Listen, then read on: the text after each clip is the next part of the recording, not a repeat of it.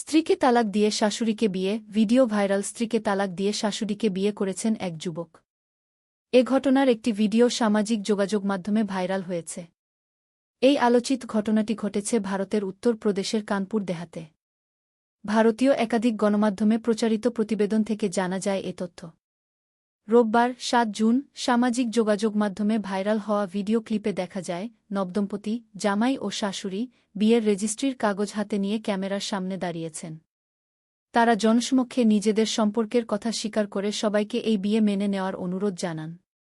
সবার কাছে নতুন জীবনের জন্য আশীর্বাদ প্রার্থনা করেন। স্থানীয় সূত্রের বরাত দিয়ে ভারতীয় সংবাদমাধ্যমগুলো জানিয়েছে, মেয়ের বিয়ের পর থেকেই জামাই ও শাশুড়ির মধ্যে ঘনিষ্ঠতা তৈরি হয়েছিল। পরবর্তীতে তা প্রেমের সম্পর্কে রূপ নেয়। শেষ পর্যন্ত জামাই তার স্ত্রীর সঙ্গে সম্পর্ক চুকিয়ে দিয়ে শাশুড়িকে নিয়ে আদালতে গিয়ে আইনিভাবে বিয়ে সম্পন্ন করেন।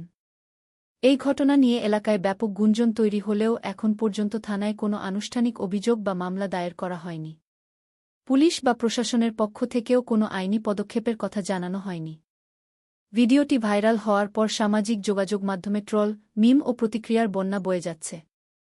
নেটিজেনদের একাংশ এই জটিল পারিবারিক সম্পর্ক নিয়ে রসিকতা করছেন, আবার অনেকেই একে ঘোর কলিযুগ বলে ক্ষোভ প্রকাশ করছেন।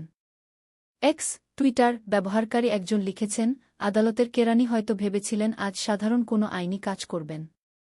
তিনি নিশ্চয়ই ভাবেননি যে এমন একটা ফ্যামিলি ডায়াগ্রামের মুখোমুখি হতে হবে যা সমাধান করতে উন্নত জ্যামিতির প্রয়োজন। অন্য এক ব্যবহারকারী মজা করে লিখেছেন, কানপুরের এক ভদ্রলোক তার শাশুড়িকে বিয়ে করেছেন। এখন তার সাবেক স্ত্রী তাকে বাবা বলে ডাকবে, আর তার সন্তানরা নতুন বুকে ডাকবে দিদিমামা। ফ্যামিলি ট্রি বা বংশলতিকা এখন জিলিপির প্যাচ হয়ে গেছে। আরেকজন মন্তব্য করেছেন, কেবল মধ্যবিত্তরাই সমাজে সম্মানের কথা চিন্তা করে।